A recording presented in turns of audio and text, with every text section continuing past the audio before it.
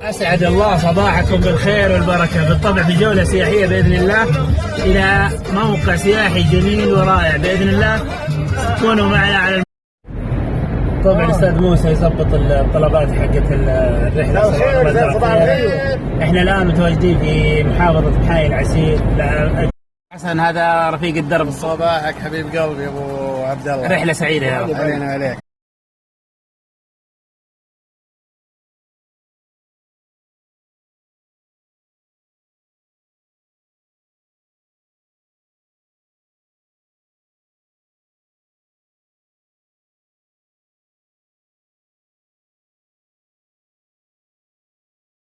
ذبيحة ما شاء الله تبارك الله، وسعرها زهيد مرة ب 1500 ريال، لا قوة إلا بالله.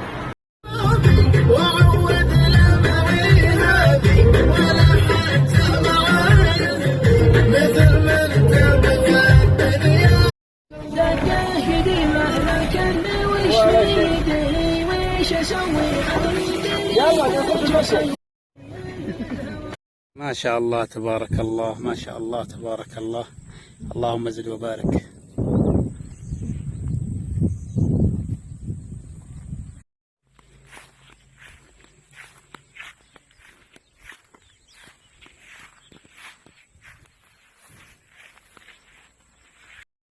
ما شاء الله لا قوة إلا بالله، اللهم زد وبارك. ما شاء الله تبارك الله.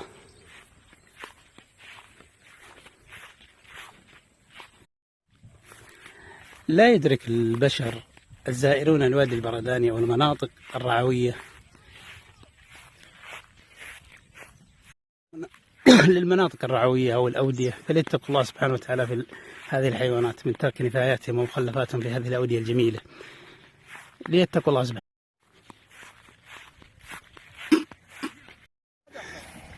لا بيجيب دركتور يسحبها إن شاء الله. دخلنا الجبال اللي فوق، لا شفت يسار وغرزنا.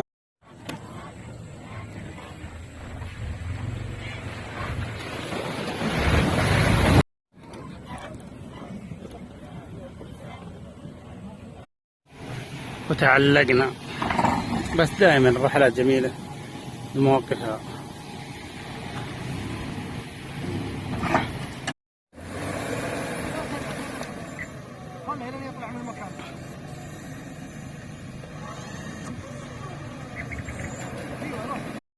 نحن الآن جالسين في انتظار الدفاع المدني، أسأل الله أن الله يجزاهم بالخير ويكتب أجرهم. طبعا الأخ موسى والأخ خالد تعال في هذه المناطق الجميلة. الله يسعد لي قلبك، والله أنا من أجمل. شوف المواقف الجميلة هذه، أنك يعني تحاول عشان تصرف نفسك والمأزق اللي أنت فيه تستعين بالجرافات. هذا المشوار هذا اللي قطعته يمكن ما يقارب كيلو ونص أو كيلوين، يقول العامل 500 ريال. قلت مو مشكلة نعطيك 600 بس تعال طلعنا. وصلوا الدفعة الثانية.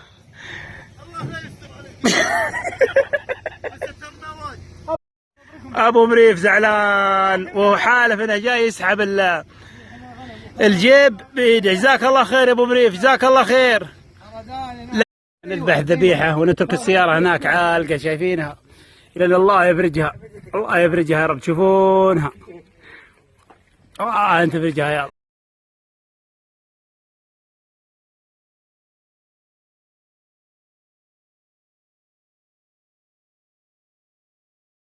الله يجزاك خير يا طبيب حسن حبيب قلبي ابو ساعد، الله يجعلني فدوه. امين. يا استاذ موسى واستاذ سعيد بيض الله وجهكم. استاذ سعيد انطباعك عن الرحله طال عمرك. الصيد ما يسميك الا استاذ. جديده لسحب السياره، واسال الله ان الله يقيضها بالنجاح.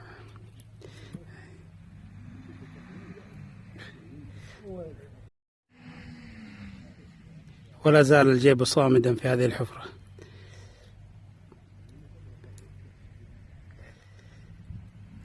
ايوه باقي واحدة، خلها يمسك في العمل. ما شاء الله. خلاك يا موسى الله يصلحك انت وابو مريم. ما شاء الله ما شاء الله تبارك الله. اللهم ييسرها يا رب، اللهم ييسرها يا رب. يلا دعواتكم بالله معنا. المصيبة ان حتى اليوم النار رافضة تشتعل، الله اعلم ان فيها امطار، وحتى ابو مريف صار له ساعة يشب فيها، وهناك لا زالت السيارة عالية. غطاه هو ميله كذا على جهه. مطاه ولا ظل ولا زال هذا الشيء صامدا، رافض والله رافض. احرق مكانه. طلع اخيرا، بالله التبريكات تجيني على الخاص. شكرا يا موسى والف مبروك والله. لا انا الله عنده وياه. عملية وصول المروح هذا بعد 7 ساعات احتجاز داخل المياه. اللهم لك الحمد ولك الشكر.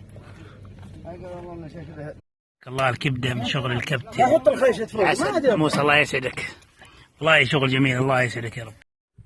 هذا الوادي الجميل الرائع أن تطاله أيدي العبث برمي النفايات والجيف وكل ما تتوقع أن تجده.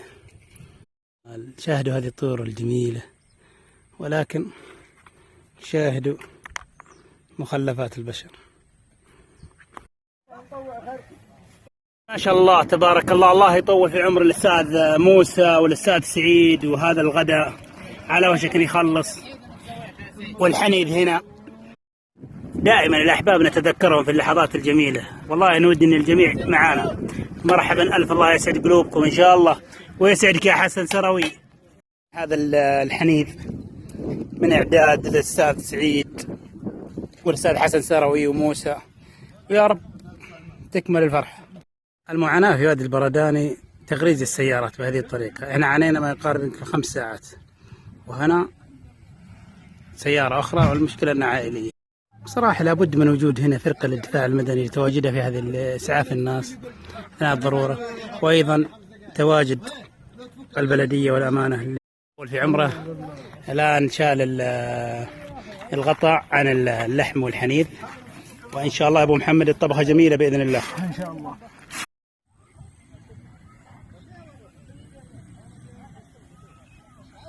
تتواصل معنا هذه سيارتين عوائل سقوطها في وادي البرداني اليوم 23/3/2017.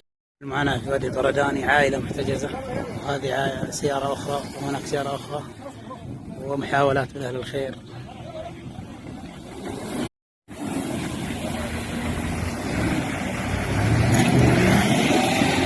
ممتاز.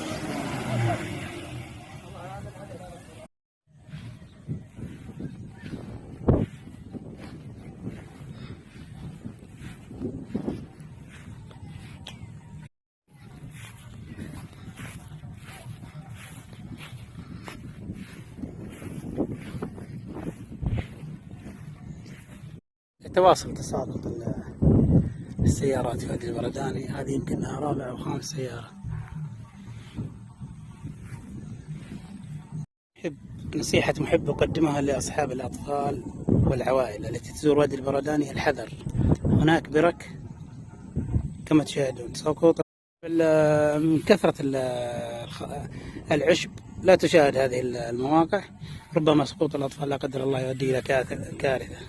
تشير إلى وصول سيل إلى وادي البرداني في هذه اللحظات. كما تلاحظون الآن الجو غائم جدا للغاية. المشكلة أن هناك ناس لم يخرجوا من الأودية رغم شاهدوا الأنباء تشير إلى وصول سيل إلى وادي البرداني في هذه اللحظات، ولا زال الناس متواجدين بكثرة في وسط الناس.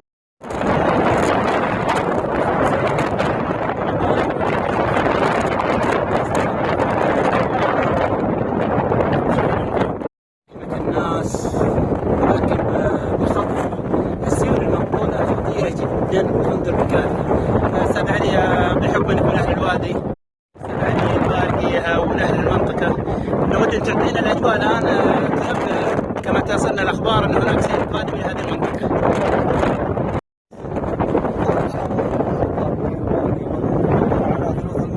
طيب تواجد الناس خطير جدا، تواجد الناس في هذا الوقت. طيب في عمرك كما تشاهد تواجد الناس إلى الآن بوسط الوادي.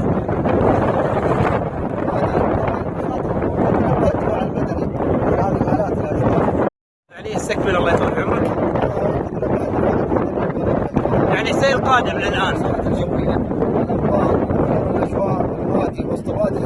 رسالة توجهها إلى جنودنا البواسل.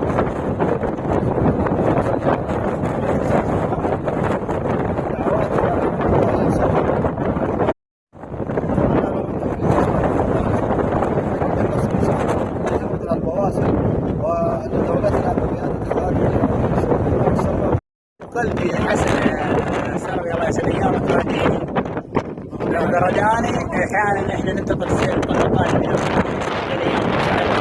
فيكم اروع المناظر من وادي البرداني رغم الاحداث اللي حصلت اليوم وعدم نظافه الوادي، وان شاء الله السير القادم جمال الرباني. نرجو من الجميع المحافظه على هذا الوادي وعلى جميع الاماكن العامه اثناء بطونهم ونزولهم اليها للاستمتاع الجميع بهذا الاشياء الجميله. بالطبع من يصطاد السمك باحجام كبيره سبحان الله عليها.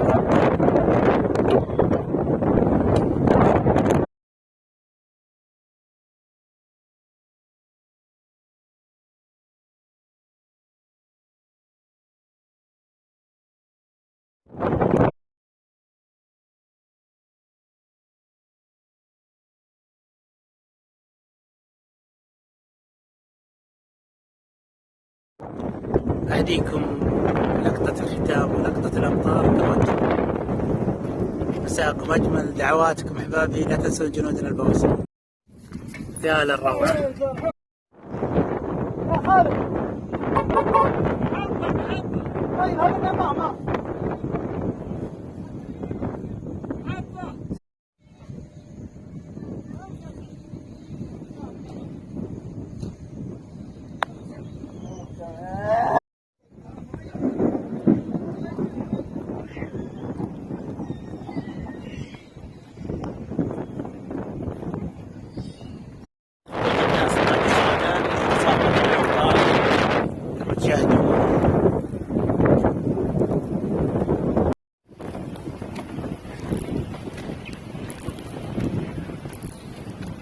الآن هطول أمطار غزيرة جدا. أسأل الله أن الله يجعل أمطار خير وبركة، وأسأل الله أن الله ينصر جنودنا البواسل وأن يحفظ وطننا وولادنا.